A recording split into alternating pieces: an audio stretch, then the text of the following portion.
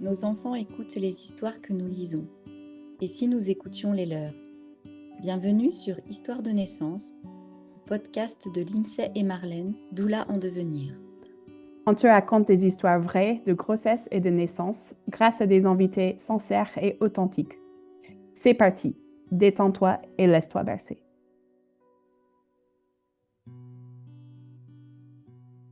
Bonjour et bienvenue à tous. Aujourd'hui, j'accueille Margot qui nous raconte son unique accouchement. C'est un accouchement qui s'est plutôt bien passé à l'hôpital. Voilà. Bonjour Margot, Salut Lindsay, comment tu vas? ça va et toi? Ça va très bien, merci. Il y a aussi Marlène qui est là avec nous en soutien. Coucou Marlène. Bonjour les filles, je suis ravie de cet nouvel entretien. J'ai hâte d'écouter Margot nous raconter son histoire. Moi aussi, j'ai hâte. Pour commencer, est-ce que Margot, tu peux nous parler, te présenter, nous parler de toi et ta famille?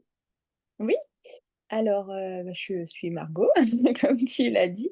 J'habite en région lyonnaise. Je suis avec mon chéri Axel depuis mes presque 15 ans. Donc aujourd'hui j'en ai 28. Euh, on s'est rencontrés juste avant la seconde quand on était en vacances tous les deux dans le sud. Donc moi j'étais de la région lyonnaise, lui il est de Normandie. Et voilà, en vacances à la mer dans le sud, à 15 ans, on s'est vu, on s'est dit, oh, on ferait bien notre vie ensemble. Et donc en fait, suite à ces vacances, on s'est pas, non, on s'est jamais séparés. On a fait 3 ans à distance pendant tout le lycée. Et après le lycée, je l'ai rejoint en Normandie pendant 5 ans. Je me suis ensuite rendu compte que 5 ans en Normandie, c'était le maximum que je pouvais supporter et que ma région me manquait beaucoup. Et donc en 2020, je l'ai rapporté vers Lyon et depuis 2020, on est installés à Lyon tous les deux. On s'est mariés en 2021 et avoir un bébé, c'était quelque chose dont on avait toujours parlé puisqu'on savait en se rencontrant finalement très rapidement qu'on ne voudrait pas se quitter. Euh, Bon, après, il y a toujours ce truc de on est jeune et on veut envoyer plein de projets partout. Mais très rapidement, quand on était au lycée, on avait évoqué des prénoms de bébés. Oh. Et en fait, c'est des prénoms qu'on a gardés. Et aujourd'hui, notre petit a ce prénom-là qu'on avait choisi. Euh, donc voilà, on a toujours eu ce côté très, très fusion, très proche depuis nos 15 ans. C'est beau comme histoire. Oui, c'est ça. Sa petite histoire, un peu petit conte de fées Oui, c'est d'amour. ça. Je pense que j'ai jamais entendu une histoire comme ça, genre de se rencontrer en vacances si jeune. C'est mignon. Bah ouais. Et du coup, si je comprends bien, vous avez bien discuté d'avoir une famille depuis presque le début. Oui, on a discuté depuis très tôt d'avoir une famille, c'est vrai. Et au cours de nos après le bac, on a été un peu en décalé dans nos études parce que j'ai commencé une licence d'anglais que j'ai arrêtée. Mhm. Donc j'ai pris 2 ans de retard, on a le même âge. J'ai pris 2 ans de «retard» entre guillemets par rapport à lui. Donc quand on est arrivé à Lyon, lui, il a commencé à travailler et moi, je voulais continuer mes études, donc j'avais 2 ans de master.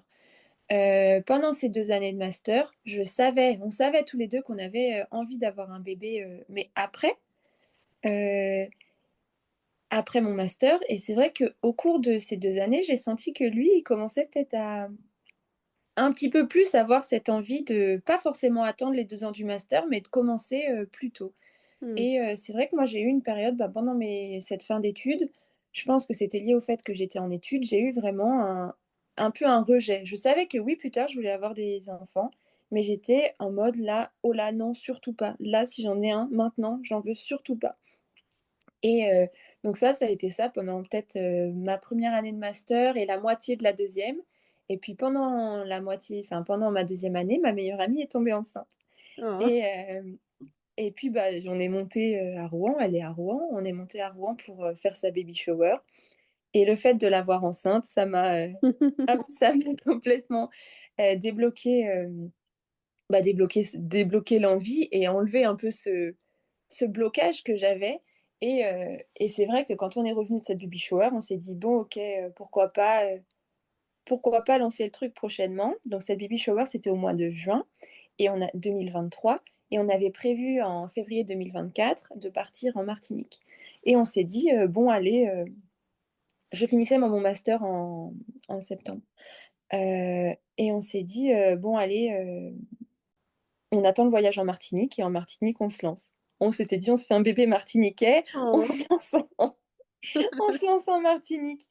Hem et puis, d'avoir eu ce nouveau projet en tête, ça m'a créé un stress, assez conséquent, parce que depuis c'est vrai que j'ai pas précisé, en 2019, par choix, plutôt physiologique, j'ai, arrêté la pilule. Pas pour des envies de grossesse, mais vraiment pour, une envie de me retrouver, moi, dans mon corps de femme et retrouver mes d'enlever, en fait, tous les inconvénients que la pilule m'apportait et depuis 2019, de 2019 à 2023, j'ai peut-être eu, mes règles, allez 8 fois. Ah d'accord. Et donc, au début, ça me stressait pas parce que j'avais pas du tout ce projet bébé en tête Mhm. et à partir du moment où on s'est dit: «Tiens, on lancerait bien le truc», ça a commencé à me créer vraiment un stress de me dire: «Bah, en fait, j'ai envie de me lancer dans une grossesse, mais en même temps, j'ai pas de règles depuis plusieurs mois». Donc cette réflexion, on l'a eue au mois de juillet 2023 et mon dernier cycle avait fini le 1er avril. Donc ça m'a vraiment mis un stress et je me suis dit: «Mais en fait, bah, logiquement, pour avoir un enfant, il faut avoir des cycles». Oui. Donc j'ai très rapidement, consulté un gynéco pour, bah, mon suivi annuel et pour aussi, parler de tout ça et donc il m'a fait faire une batterie de tests qui a rien révélé d'anormal. Mais c'est vrai qu'il m'a mis un peu une pression en me disant: «Bah, écoutez, c'est vrai que sans cycle, ça peut être compliqué de faire un enfant. Donc ce que je vous conseille, parce que vous êtes quand même jeune, c'est de vous lancer. Si vraiment c'est un projet que vous avez maintenant, n'attendez pas février», donc on était en octobre, «n'attendez pas février, Mhm. parce que si vous attendez, mais qu'après ça prend du temps, vous allez repousser encore. Donc je vous conseille plutôt de vous y mettre maintenant et allez-y vraiment pendant 6 mois, donnez-vous 6 mois, dans 6 mois on se revoit, si ça marche pas, on lance autre chose». Mhm. Et donc je suis ressortie de ce truc en me disant, «Bon, il est pas hyper, bah, il est pas alarmant, mais il est pas non plus hyper rassurant ce docteur-là». Et hem et donc quand je suis rentrée de ce rendez-vous-là, le soir, j'ai vraiment tout raconté à Axel et heu et puis il s'est dit: «Bon, bah, écoute, c'est vrai, finalement, pourquoi attendre, février? Mhm. Autant, bah, autant aller et essayer de se lancer». Et c'est vrai que le premier rapport «à risque» entre guillemets, il nous a paru vraiment mais c'était le truc, insurmontable. Il y a eu tellement une dose de stress qu'en fait, il y a eu, enfin ce rapport était très, très drôle. Il y avait aucun naturel tellement tous les 2 on était stressés de se dire: «Là, il peut y avoir une conséquence très forte». Oui. Et donc c'est vrai que ça a donné une tournure tout autre à ce moment entre nous 2, donc c'était plutôt marrant. Ça, c'était pour la petite histoire très drôle et hem et donc en fait, suite à ce rendez-vous-là, il a fallu, finalement, 3 semaines à 3 rapports, donc même pas on s'est même pas pressé, je veux dire. Donc Oui. en 3 rapports, je suis tombée enceinte. Donc finalement, je Waouh. m'étais un peu, alarmée pour pas grand-chose. Hem, donc je suis tombée, ouais, rapidement, enfin enceinte très rapidement. Et c'était comment pour toi le fait que ce soit un peu plus tôt que tu avais projeté? Et ben, finalement, j'avoue, je m'étais pas posé la question, tu vois? Tu me poses la question, j'y avais pas du tout réfléchi, mais quand je l'ai appris, j'ai juste été contente, en fait. J'ai même pas eu c'est vrai que le délai qu'on s'était mis, c'est même pas il y avait peut-être aussi le fait de se dire: «Ben, le gynéco, il m'a quand même stressée et finalement, j'y arrive». Donc je pense OK. que ça fait oublier le Mmh. reste et j'y ai même pas pensé, au final. Tu étais soulagée, quoi. Ouais, j'étais soulagée. Mmh. Cool. J'étais soulagée et j'ai appris ma grossesse, c'était un 1er décembre et c'était une période dans laquelle j'étais vraiment pas bien. Niveau professionnel, j'étais vraiment pas bien dans mon travail, parce que j'aimais pas ce que je faisais et ça commençait à avoir des répercussions un peu sur, ben, mon psychisme, enfin mon privé, en fait. Je me sentais pas bien en dehors du travail, je commençais à me sentir, ouais, un peu en down. Donc j'avais pris rendez-vous avec, une psychologue le 1er décembre et hem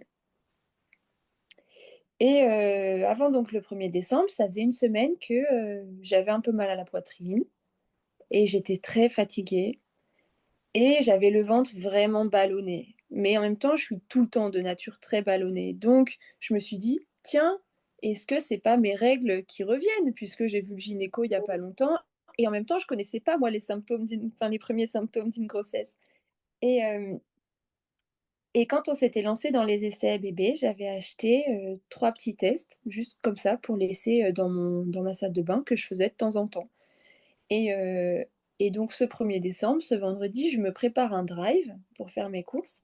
Et puis le drive me dit avez-vous besoin de vos articles préférés? Et il me sort le test. Il me suggère d'acheter un test.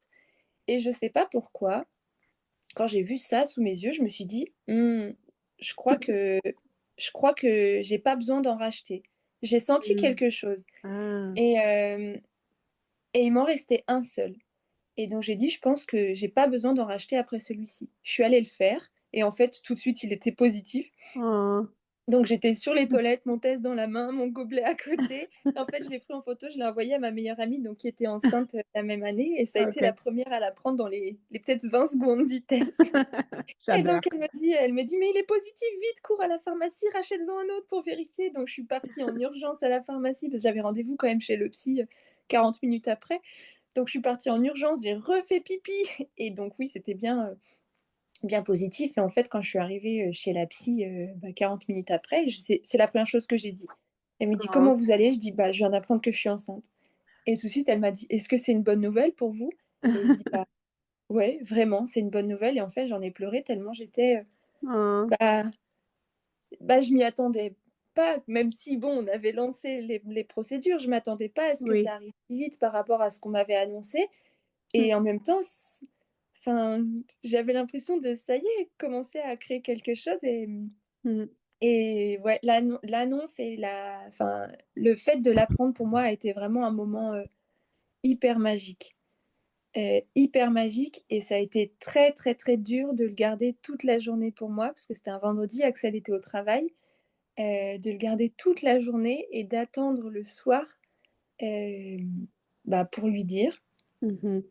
Et j'étais tellement dans l'euphorie du truc que tout de suite j'ai pris rendez-vous avec une sage-femme, je suis allée la voir le soir parce qu'il y avait ce truc de je suis trop contente et en même temps j'ai l'impression que ça peut pas être vrai parce qu'on m'a fait miroiter que ça pouvait pas arriver aussi vite. Oui. Et, donc là j'ai vu la sage-femme le soir qui m'a prescrit une prise de sang, que j'ai fait pareil dans la foulée, je suis partie en cours au labo, c'était une journée très courte pour le coup. Mhm. Et j'étais très stressée par contre jusqu'au lendemain où j'ai eu les résultats que à 18h où ça m'a fait me dire mince, mais si c'est long, c'est que peut-être qu'en fait, ça, c'est pas vrai. Oui. Donc j'ai eu en fait vraiment le petit stress qui avait été créé pendant le rendez-vous gynéco qui m'a un peu suivi Mhm. ces premiers jours, en tout cas, jusqu'à ce que je reçoive cette prise de sang qui me dise c'est bon, Margot, regarde ton taux, il montre bien qu'il y a quelque chose qui s'est installé. Mhm. Du coup, tu étais bel et bien enceinte. Voilà, j'étais bel et bien enceinte. Trop bien. Et l'annonce pour Axel, ça s'est passé comment? C'était le 1er décembre, donc il avait commencé son calendrier d'avant de bière. Et je lui avais offert, enfin, je suis allée lui acheter, pardon, un petit nounours, un petit doudou, en fait, de bébé. Et j'ai mis dans les bras du doudou le test et je l'ai mis, en fait, dans la case du calendrier de l'Avent. Et donc, le soir, quand il est rentré, je lui ai dit, ben, je crois que ce matin, tu as oublié un truc dans ta case parce que en voulant en fait, on arrache les petits cartons une fois qu'on ouvre la porte, pardon, on arrache le petit carton de la porte. Je dis, je voulais enlever la porte et j'ai vu qu'il restait quelque chose dedans. Et j'avais filmé en plus, et donc en fait, quand il a ouvert, il a sorti le doudou, il a vu le test, il dit bah c'est quoi ça? Et après, il a vu, et en fait, il a même pas. Enfin, j'ai vu tout de suite, il a compris, mais en même temps, il verbalisait mais qu'est-ce que c'est? Mais t'es enceinte? Mais. Et voilà, donc je lui ai annoncé comme ça dans le calendrier. Ça a été vraiment un beau moment parce que ben, finalement, ni lui ni moi ne nous y attendions, quoi. Oui. Oh. Et après, la grossesse s'est installée et ça s'est passé comment? La grossesse est installée et très très rapidement, pour ne pas dire finalement tout de suite, j'ai eu d'énormes douleurs ligamentaires dans la zone du bas-ventre et l'aine, le haut des cuisses. Ce qui fait que j'étais pas bien assise, j'étais pas bien debout, j'étais pas forcément bien allongée. J'ai pas eu de nausées, j'ai pas eu d'autres désagréments que ça, mais ça a vraiment été très handicapant pour moi. Mhm. Ce qui fait qu'à partir de mes 3 semaines, 3 mois et quelques, en fait, dès que je l'ai annoncé à mon employeur, j'ai attendu les 3 mois, mais dès que je l'ai annoncé, je pense le fait de l'avoir annoncé, les douleurs, elles se sont Ah, amplifiées parce que je les taisais un peu au boulot. C'était vraiment dur, donc de début décembre jusqu'à février, au boulot, c'était l'enfer parce que j'avais vraiment, vraiment mal quand j'étais assise. Et à partir du moment où j'ai annoncé ma grossesse, les douleurs, elles se sont amplifiées et en fait, j'ai été arrêtée jusqu'à la fin, mm, parce que, impossible de rester assise, quand j'étais, devant l'ordi, il fallait que je sois avachie. En fait, mes collègues ne voyaient même pas que j'étais devant mon ordinateur tellement j'étais allongée dans ma chaise de bureau et donc j'ai passé, toute cette fin de mes 3 mois jusqu'à la fin, quasiment tout le temps allongée. Non pas parce qu'il y avait un risque, d'accouchement prématuré ou quoi que ce soit, juste parce que j'avais d'énormes douleurs, mm, vraiment au niveau des ligaments musculaires et compagnie, donc il y a eu ce côté-là qui a fait que, ben, j'ai pas forcément aimé, cette phase de grossesse mhm, et encore que je m'estime chanceuse parce que j'ai pas eu les nausées comme, par exemple, ma meilleure amie a pu avoir, très handicapantes. Mais pour autant, ben, je me suis pas sentie, bien parce que je pouvais pas bouger comme je voulais, on a fait 2 voyages, on est allé en Écosse et en Martinique du coup comme c'était prévu mhm, et pareil, ben, on n'a pas pu faire autant de visites qu'on voulait, qu'on avait prévu à la base parce que, ben, j'arrivais pas à marcher plus de cinq minutes sans me poser. Donc mm, ça m'a un peu je me suis sentie quand même bien diminuée pendant la grossesse. oui, Hem, donc ça a pas été, quelque chose de facile au niveau physique. oui, Et j'ai aussi eu un gros stress au niveau, ben, plutôt psychologique. C'est que j'avais été très marquée par, la fausse couche de ma meilleure amie pour sa première grossesse, enfin la perte de sa première grossesse, hem, qui m'avait beaucoup traumatisée puisqu'elle l'avait apprise lors de la première écho. mm, Et comme on se dit tout et que moi en plus à l'époque j'étais pas du tout en projet bébé, ben, voilà, j'avais accueilli son discours et ses émotions. Sauf que, ben, quand est arrivé mon tour, en fait, tout mon premier trimestre, j'étais, bah, un peu en mode, «Ça peut aussi m'arriver». oui, J'avais vraiment ce stress de me dire: «Je peux pas encore le sentir parce que c'est trop petit mhm, et j'ai aucune preuve que finalement il est toujours, bien au chaud et il est toujours en train d'évoluer».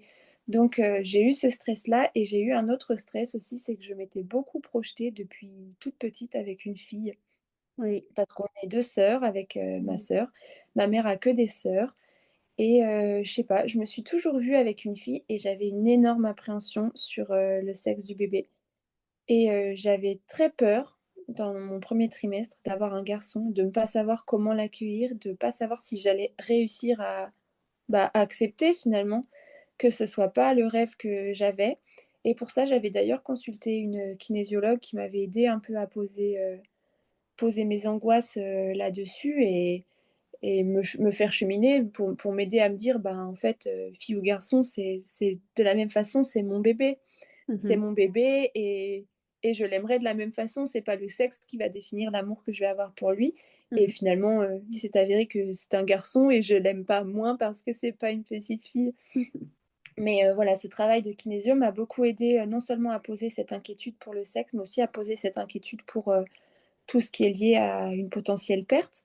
oui, Et hem et voilà, donc suite à ça, j'ai pu continuer ma psychologiquement, en tout cas, ma fin de grossesse un peu plus sereinement. ok. Physiquement, j'avais toujours ces douleurs-là. Et il y avait pas il y avait rien qui aidait avec les douleurs? Non, Non. rien du tout. Mm, Non, non. Médicaments, ben, pas trop et puis en même temps, je mm, voulais pas en prendre non plus avec la grossesse, c'est compliqué.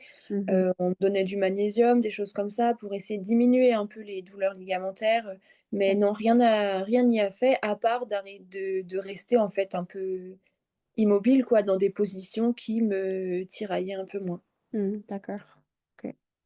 Et arrivé à la fin de la grossesse, ça a été la fin de grossesse, tu avais dit que c'était un peu plus facile au niveau de la mentale. Oui, ça a été un peu plus facile jusqu'à ce que l'accouchement approche et là, Oui. je me Ah. suis souvenue du deuxième témoignage de ma meilleure amie qui était son accouchement chaotique. Oh non. Donc j'ai eu un nouveau stress qui m'a fait me dire: oh, je veux pas accoucher de la même façon qu'elle. Parce que son bébé regardait les étoiles. L'accouchement a duré 38 heures. On a fini par lui faire une voix basse en lui disant: Madame, finalement, on aurait dû vous faire une césarienne parce que on s'est trop acharné sur vous. Donc moi, j'avais tout ça en tête et je me suis dit: oh là là, mais c'est ça l'accouchement, mais je veux pas le vivre. Et donc j'ai fait de l'hypnose quand même pour me déstresser par rapport à ça. Et ça m'a aidée, mais c'est vrai que tous ces témoignages-là m'ont Mhm. beaucoup, beaucoup marquée. Mm. Maintenant que je l'ai vécu une fois, je sais que je peux recevoir sans que ça m'impacte autant que ça m'a impacté. Mais là, comme c'était mon premier, bah, en fait, je prenais les expériences autour de moi. Et comme les expériences autour de moi, elles n'étaient pas bonnes, j'étais vraiment marquée par ce côté hyper horrible, en fait, Mm. de, de la naissance. Et donc, j'étais très, très stressée à l'approche de la naissance. Et pour autant, physiquement, comme j'avais vraiment mal, j'en pouvais plus, en fait. J'avais tellement de douleur que je dormais plus. Donc, je commençais à accumuler une fatigue vraiment très, très forte. Donc, à partir du moment où je suis sortie du stade de prématurité, là, à 37 semaines, je me suis mis en activation hyper intense. Donc, j'allais marcher des 8 kilomètres dehors, même si j'avais mal au ventre, c'était pas grave, je voulais que ça finisse. Mm. J'ai nettoyé mes vides 4-5 fois, tout l'appart, je dansais dans tous les sens, je faisais du ballon, etc. Je faisais des infusions, des clous de girofle et tout. Enfin, j'ai vraiment testé pas mal de choses pour essayer de le faire sortir, mais mon petit bébé était bien au chaud. Puisque finalement, à mon dernier rendez-vous du 9e mois, il était toujours là, Oui, qui était normalement 5 jours avant le terme. Et à ce rendez-vous-là, j'ai demandé à ma gynéco de me faire un décollement des membranes parce que physiquement, j'en pouvais plus. d'accord. J'étais vraiment trop, trop épuisée. Donc, j'étais consciente que c'était un acte qui pouvait faire mal, que ça pouvait être un peu intrusif parce que forcément, elle met la main et elle décolle manuellement les membranes. Et pour autant, j'étais arrivée à un stade où physiquement, j'en pouvais tellement plus que je me suis dit, c'est pas grave. Mm. Je tente et si ça marche pas, bah, c'est pas grave. Mais si ça marche, au moins voilà, on va enfin arriver à quelque chose et pouvoir souffler. Voilà. Donc, elle me l'a fait le lundi et le lundi soir. Le mardi s'est passé normalement et le mercredi matin, je me suis réveillée à 5 heures, j'ai perdu le bouchon muqueux et à partir de là, contraction. Donc je me suis dit, c'est bon, on se lance dans le vif du sujet. Donc pareil, j'ai contacté ma meilleure amie, c'est bon, je suis dedans, j'ai des contractions et tout. Donc j'étais en même temps trop contente et en même temps, je commençais un peu à avoir peur parce que bah, on a envie que ça arrive, mais on ne sait pas comment ça va arriver. Exactement. Voilà, donc il y avait ce côté un peu hâte et très flou en même temps. Mm. Donc mon chéri, ce jour-là, est parti au travail avec la voiture parce que j'avais des contractions quand il est parti, c'était toutes les 7-8 minutes, quelque chose comme ça. Donc il s'est dit, écoute, je prends la voiture, je vais au travail, mais s'il y a quelque chose, si tu sens que ça diminue, je rentre tout de suite, on va à la maternité. Et donc très rapidement, finalement, elles sont descendues à 5-4 minutes d'écart entre les contractions et elles étaient douloureuses, mais j'avais l'impression que ça allait à peu près. Mais je sentais que c'était douloureux, mais que j'arrivais à gérer. Je me suis dit, oh, mais en fait, si c'est ça une contraction, ça va. Mhm. Finalement, je pense que je vais pouvoir le gérer. Voyant que la durée diminuait beaucoup, j'ai fini par l'appeler à 11 heures. J'ai dit, écoute, rentre, je pense qu'il faut qu'on aille à la maternité. J'ai pris un bain, ça n'a rien changé. J'ai pris des spaces-fonds, ça n'a rien changé. Donc, j'aimerais qu'on y aille. Donc, Mm. il est rentré, on m'a amené à la maternité. Trajet dur, on avait 20 minutes de route. 20 minutes pendant lesquelles c'était quand même dur de gérer les contractions assise dans la voiture. Et on arrive à la maternité, elle me met sous monito. Et en fait, sous monitoring, aucune contraction. Oh Euh, non. donc elle m'a examinée avant, col à 1. Elle me met sous monitoring, pas de contraction. Elle me réexamine, elle dit bah non, votre col n'a pas bougé. Et j'ai vu aucune contraction. Donc moi, dépitée, j'étais encore allongée à ce moment-là. Je dis bon, bah ok, j'étais vraiment déçue. Et elle commence un peu à pas à s'énerver, mais je l'ai senti un peu agacée, à me dire non, mais je comprends pas pourquoi votre gynéco, elle vous a fait un décollement des membranes, c'est n'importe quoi de faire ça à un premier accouchement. Du coup, c'est forcément du faux travail. Rentrez chez vous, faites un tour et vous voyez, mais pour l'instant, moi, je peux rien faire pour vous. Bah, j'étais un peu dégoûtée parce que je me dis mince, j'ai demandé un décollement dans l'espoir que ça amène quelque chose, et là, elle est en train de me dire qu'en fait, ça n'amène rien et que ça va potentiellement durer. Et je me lève du lit pour me rhabiller, je reprends une contraction, mais cette fois, vraiment plus intense que les contractions que j'avais chez moi. Et donc, elle nous dit: «Bah, vous avez qu'à aller faire des courses à côté, là, aller manger un bout à côté et puis, vous voyez dans d'ici 2 heures». Et nous, on s'est dit: «Bon, on n'est qu'à 20 minutes de route, on va rentrer, on va voir. Je préfère, s'il faut avoir des contractions, je préfère les avoir chez moi que, dans le centre commercial à côté de l'hôpital, quoi».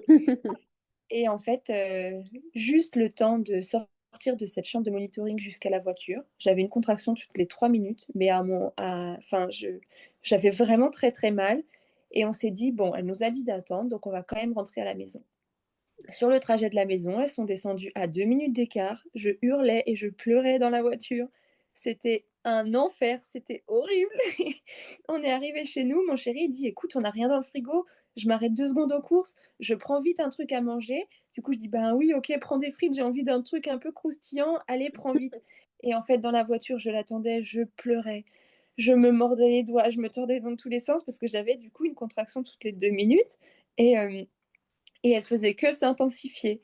Donc on est arrivé à la maison, il fait cuire, ses petites frites et en fait, j'ai même pas réussi à manger tellement j'avais mal et je lui ai dit: «Écoute là», donc ça faisait même pas, 30 minutes qu'on était rentrés plus 20 minutes de route. Je lui dis: «Rappelle la maternité parce que enfin si là c'est du faux travail, je vais mourir. Je veux pas rester comme ça». Et donc il a rappelé, la dame elle a dit: «OK, non, si ça descend à 2 minutes, 1 minute 30, revenez». Enfin, revenez tout de suite en fait, c'est que ça s'est mis en route et hem et en fait là, j'ai vécu vraiment, un moment, qui m'a vraiment marquée parce que physiquement, j'ai eu terriblement mal et autant je m'étais dit: «Les contractions, ça fait mal», mais comme le matin, j'avais l'impression que ça allait à peu près, cette phase-là d'attente entre mon retour de la maternité, enfin mon retour chez moi et après retourner à la maternité, je me suis dit: «Mais je peux pas gérer ça pendant plusieurs heures. Je Mmh. C'est trop pour moi, je ne supporte pas physiquement, enfin je vais y laisser ma peau». J'avais vraiment l'impression que enfin physiquement en tout cas, c'était au-delà de ce que je pouvais tolérer et Mmh. donc pareil, rebelote, le trajet dans l'autre sens qui cette fois était vraiment horrible parce que j'avais une contraction toutes les minutes presque. Ouf. Hem, donc j'avais même pas le temps en fait de redescendre entre chaque. Je faisais que crier, pleurer en même temps.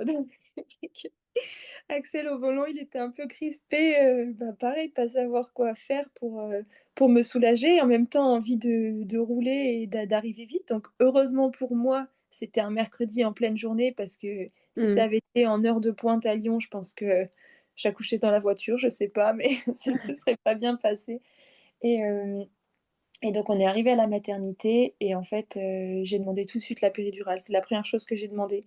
Mmh. Je suis arrivée en larmes, pliée en 2. J'ai dit: «Vous me faites tout de suite quelque chose parce que je peux plus physiquement, je n'arrive plus» Mmh. et donc heureusement, ils m'ont examinée tout de suite et ils ont vu que finalement j'étais passée à 2,5. Donc elle m'a dit: «Normalement, on attend 3, mais là, vos contractions sont tellement rapprochées que, OK, on vous la pose tout de suite». Est-ce que tu avais un peu un plan, en amont de ce que tu aurais aimé que ça se passe, l'accouchement? Oui, j'avais un projet de naissance, heu, mais au final, pareil, comme c'était mon premier bébé et que j'avais pas été, très je m'étais renseignée moi de mon côté, mais peut-être que j'avais manqué d'accompagnement. J'avais un peu mis, un peu tout ce que j'avais pu trouver sur internet et qui me parlait bien. Mmh. Donc par exemple, à la base, j'étais allée en me disant, «Je prendrai la péridurale si je sens que j'ai besoin, je la prends pas si je sens que j'ai pas besoin». Donc j'étais pas du tout fermée à la péridurale. Mmh. Mais comme j'avais vu beaucoup de témoignages d'accouchements naturels, plutôt physio et cetera, j'avais écrit, dans mon petit classeur que j'aimerais pouvoir rester mobile et cetera, mais c'est pas forcément compatible avec une péridurale. Donc il y a pas mal de petites choses de ce style, par exemple pouvoir oui, rester mobile, pouvoir me mettre dans la position Mmh. que je veux, que j'avais surtout trouvé sur internet et je m'étais dit: «Ouais, c'est pas mal de pouvoir gérer ça». Mmh. Hem et en fait, arrivée dans le truc, j'avais tellement ce besoin de soulager ma douleur que Mmh. mon petit plan de naissance, qui était finalement pas très développé, mais j'avais mis les infos dont j'avais besoin à ce moment-là, Mmh.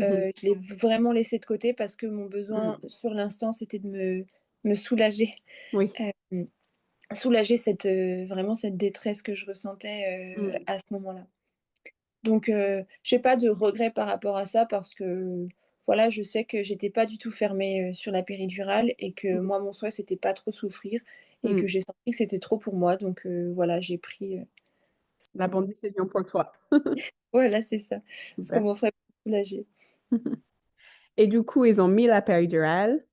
Ils ont mis la péridurale et très rapidement, je suis passée de 2h30 à 16h à 10 à 20h. Mhm. Donc, c'est allé très très vite. Et en fait, on m'avait tellement dit, oh, pour un premier bébé, c'est souvent très long. On compte en général 1 cm par heure, donc ça peut être long. Moi, je m'étais dit, bah, j'accoucherai demain. Oui.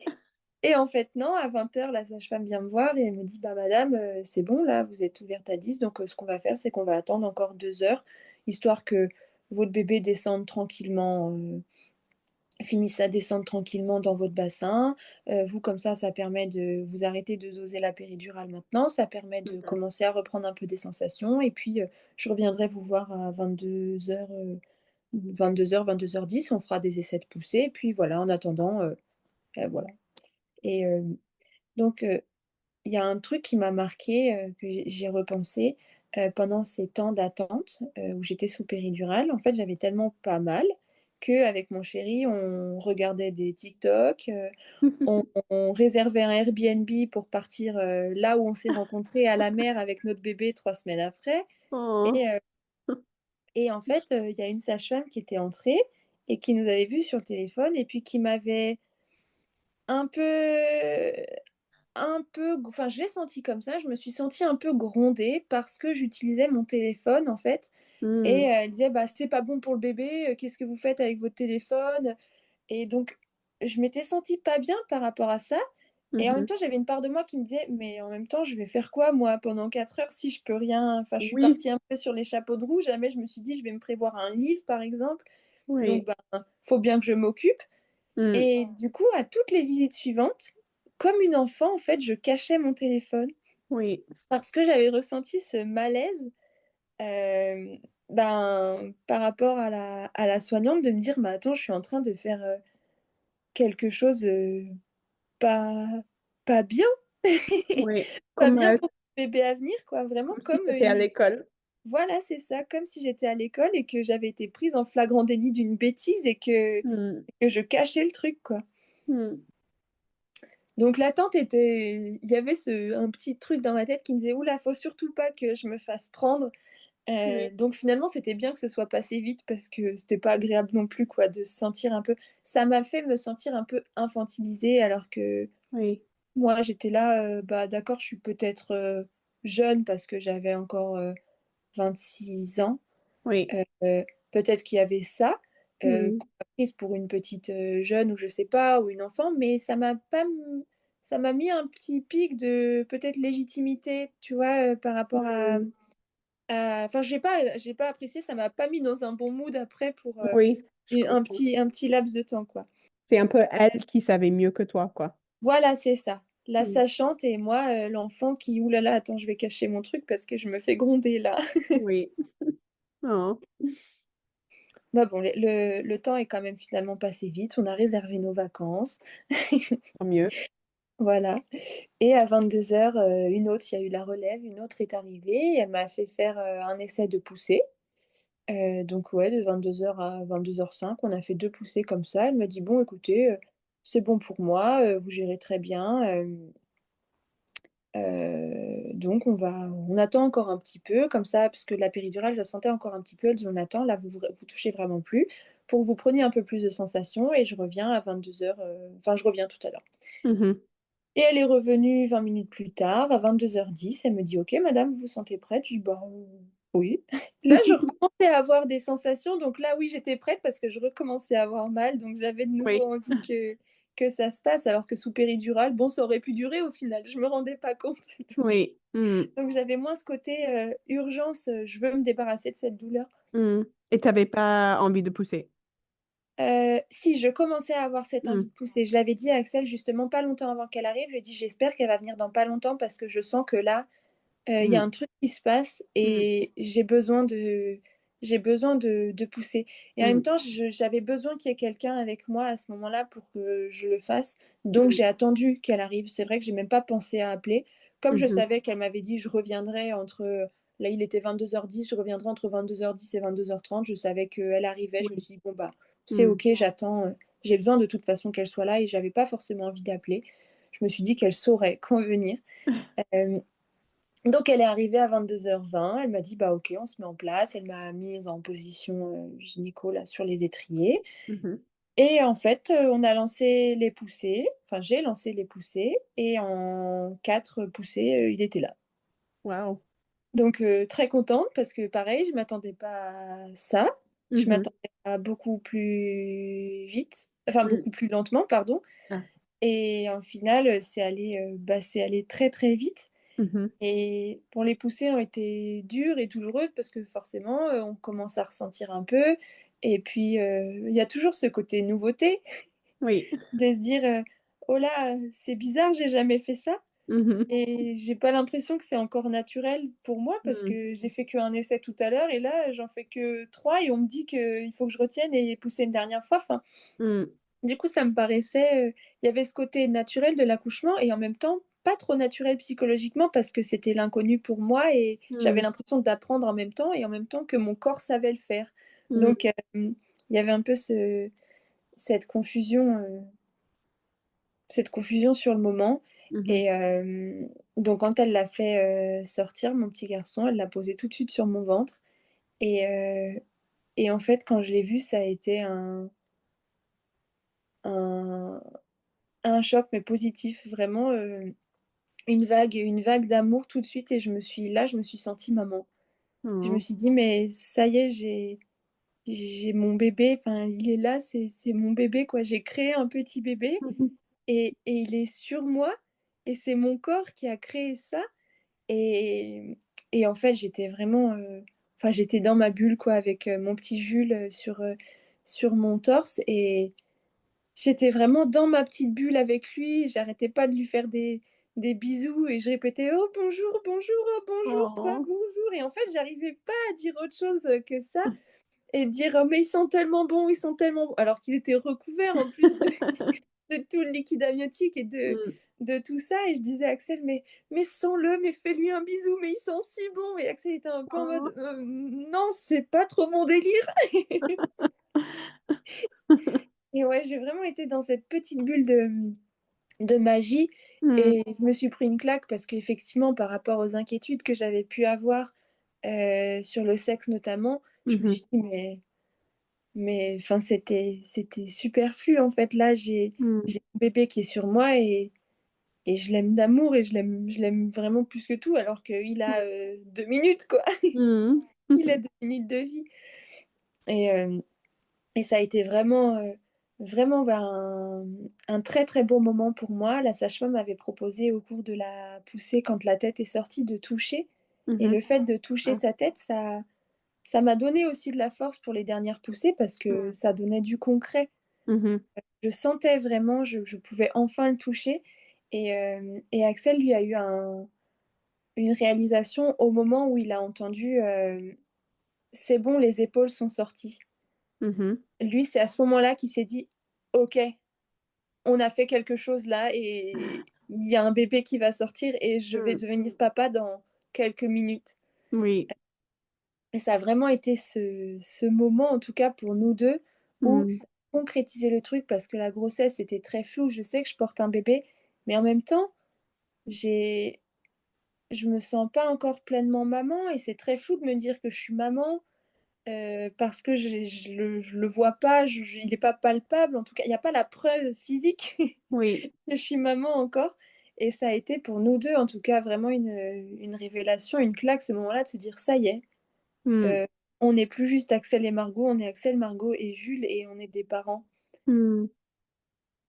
Oh, c'est Donc beau. voilà, pour ce petit moment, Mm. Vous vous êtes vraiment senti parent, quoi. ouais, vraiment. Mm. Vraiment dans notre bulle, et au final, j'étais tellement dans ma bulle que j'ai même pas, fait attention en fait que donc j'ai eu une déchirure sur, une des poussées, Mhm. apparemment pas mal puisque c'était interne et externe Mhm. et donc la gynécologue a très vite, recousu et en fait, j'étais tellement dans ma bulle que moi j'ai pas capté tout ça.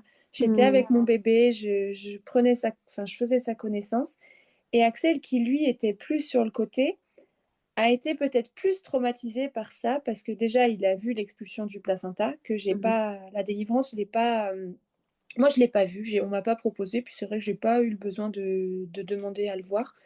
Mais Axel, il l'a vu sortir et aujourd'hui, c'est une D'accord. image qu'il garde encore en tête un peu en traumatisme et il a aussi vu, lui, il a senti la gynécologue, s'accélérer sur, Hmm. les points de suture et il a senti un peu un vent de panique sur les pertes de sang et compagnie et c'est vrai que lui, ça l'a beaucoup stressé ce moment-là.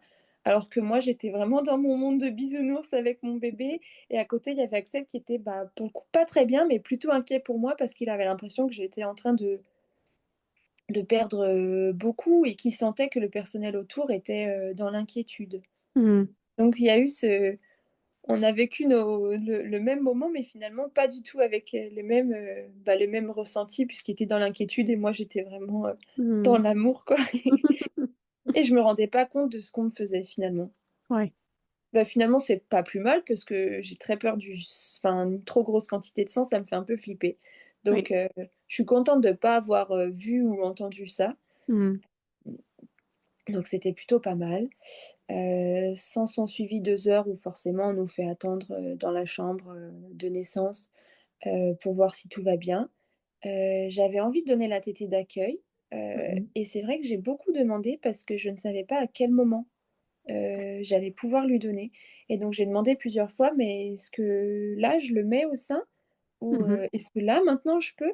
Et c'est vrai que les sages-femmes me disaient: «Attendez, plus tard, attendez plus tard», mais sans m'expliquer quand Hmm. et ça pareil, ça m'a remis un peu un truc dans le côté infantilisant, c'est que, bah, moi, j'ai envie de faire ça et si on me dit que je peux pas le faire, mais qu'on m'explique pas pourquoi, j'ai envie de comprendre pourquoi. Est-ce qu'il y a une raison?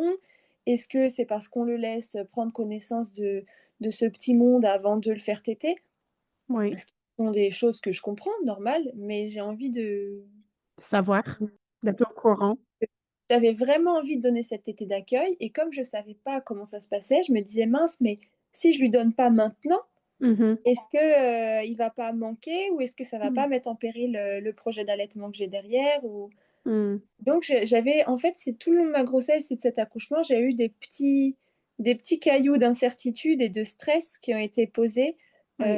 parce que je manquais d'informations là où j'aurais aimé en avoir. Hmm.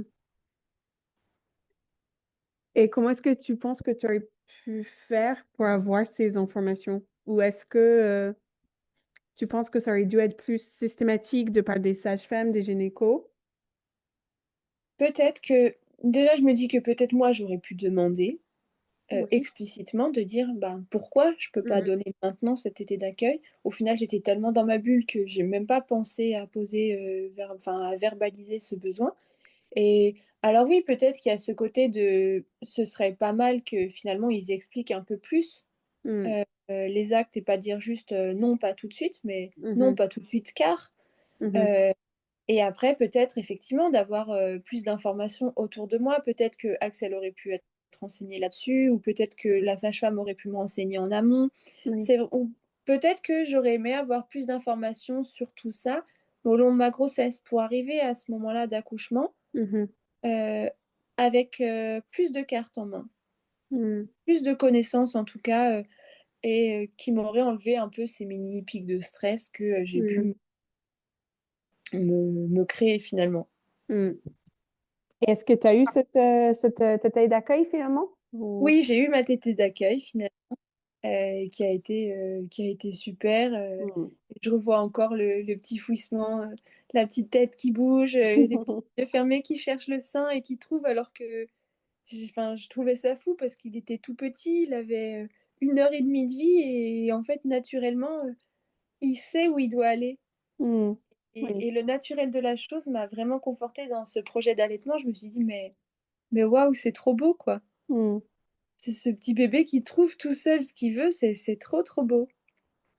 Donc oui, j'ai eu ma tétée d'accueil, j'ai eu ma tétée d'accueil et puis ensuite on est remontés, en chambre, en chambre tranquillement, tous les 3. J'avais très, très, très faim parce que j'avais pas mangé mes frites à la maison et donc j'avais très, très faim et pareil, on voulait pas me donner à manger dans ces 2 heures-là, donc c'était un peu compliqué.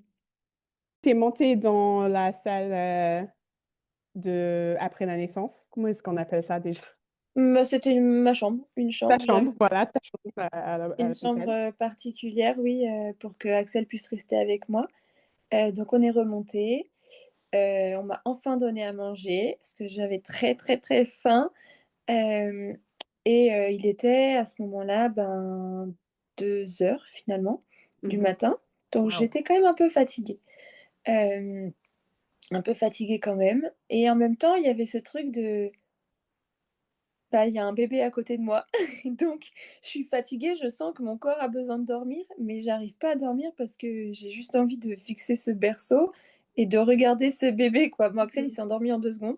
Et moi, c'est vrai que j'étais vraiment dans cette euphorie avec encore l'adrénaline et j'avais pas du tout, enfin, j'arrivais pas à trouver le sommeil. Je voulais vraiment juste rester à le regarder et j'étais vraiment bien. C'est arrivé dans la chambre.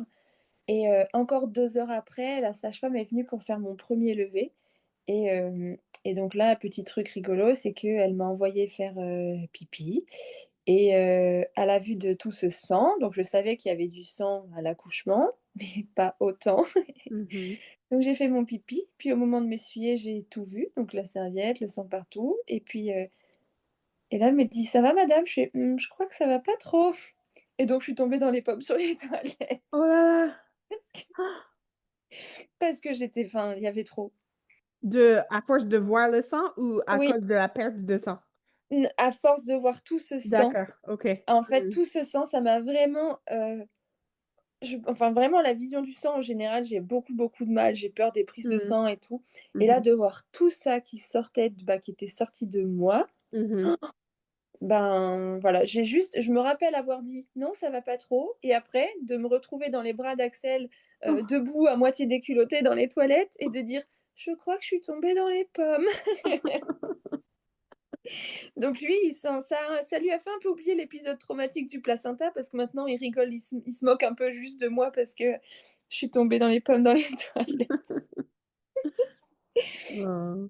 Mais bon voilà, c'était la petite chute voilà dans la chambre et puis sinon après, s'en est suivi 3 jours où on avait refusé les visites. On Mhm. voulait vraiment vivre ce moment tous les trois Oui. euh, pour, euh, voilà, parce qu'on passait de 2 à 3. Mhm. C'est notre premier bébé et on avait vraiment ce besoin de se retrouver nous et Mhm. d'apprendre à le connaître, de connaître Jules, nous, juste nous, avant de partager avec notre famille. C'est quelque chose qui n'avait pas été bien reçu pour le coup par tout le monde parce que forcément les grands-parents avaient envie de le voir et j'avais beaucoup expliqué que pour le coup c'était vraiment un besoin de notre part de prendre nos marques et que Mhm. malheureusement pour les autres, c'est notre enfant et c'était nos choix. Donc finalement, tout le monde a bien joué le jeu. Mhm. Et du coup, grâce à ça, pardon, on a vraiment passé 3 jours vraiment, vraiment bien. Et Mhm. la maternité était bien pour ça, c'est qu'ils n'étaient pas intrusifs. Donc il n'y Mhm. avait pas des visites intempestives toute la journée, à part la première nuit pour les tests médicaux pour Jules. Euh, mais à part ça, c'était vraiment, vraiment calme. Et Mhm. aujourd'hui, en fait, on a l'impression qu'on a passé 3 jours à l'hôtel, presque, tellement on Mhm. était bien. On Mhm. s'était fait notre petite routine tous les trois à l'hôpital. Donc, c'était vraiment très, très chouette. Mhm. On est sorti au bout de 3 jours parce que tout allait bien, niveau courbe de poids, tout ça, ça allait bien. Jules prenait vraiment bien le sein. Mhm. J'ai eu ma montée de lait le jour où on est sorti. Et on est sorti à 11 heures, donc le matin, j'étais plutôt dans mon lit. Je n'étais pas forcément allée dans la salle de bain face au miroir, mais je sentais que je commençais à avoir les seins douloureux. Mhm. Et finalement, je vais dans la salle de bain pour me débarbouiller avant de partir. Et là, je me suis vue dans la glace avec des seins, mais comme j'ai jamais vu, des seins gigantesques. Et en fait, j'ai eu un choc. Et j'ai dit à Axel, mais c'est quoi ces seins? J'avais l'impression enfin, que c'était vraiment qu'on m'avait collé des trucs dans la nuit tellement c'était Mhm. énorme et dur. Et, euh, et c'est vrai que j'ai encore cette vision en tête de cette poitrine. Et je me suis dit, oh, mais si ça revient jamais, mais je veux pas avoir de monstre de sein comme ça. Ah, bon, finalement, c'est revenu, c'était vraiment que la montée de lait. Mais pareil, je savais qu'il y avait une montée de lait qui pouvait faire une grosse poitrine, mais à ce Oui. point, Mm. je m'attendais vraiment pas au choc que j'ai pu avoir quand je me suis vue dans la glace. En plus, j'étais vraiment que en culotte à ce moment-là, donc il y avait que ça, quoi, Mm. visible. Je me suis sentie un peu attaquée par ces deux, Mm. ces deux seins, mais bon. Ensuite, on est rentré tranquillement à la maison et quand on est arrivé, on est arrivé sur la fin de journée, donc on s'est rapidement couché. Et le lendemain, j'ai eu un peu une redescente Mm. et j'ai beaucoup pleuré. Je me suis dit, mais est-ce que je vais y arriver? Parce que à l'hôpital, j'étais entourée. Oui. Et là, maintenant, on est tout seul. Mm. Et je me suis repris une nouvelle vague de peur, à pleurer beaucoup, à me dire, mais waouh, je suis en Mhm. train d'amener un bébé chez moi et maintenant, j'ai plus que la responsabilité de ma personne, j'ai la responsabilité d'un petit bébé Mm. euh, que je nourris en plus avec mon corps, Mm. qu'il faut changer alors que ben, j'ai pas changé beaucoup de couches toute seule puisqu'avant on était à la maternité. Et, et c'est vrai que on est rentré le samedi, donc c'est le dimanche où je me suis sentie pas très bien. Le dimanche n'a pas été une chouette journée pour moi parce que bah, il y avait toutes ces inquiétudes, ces angoisses.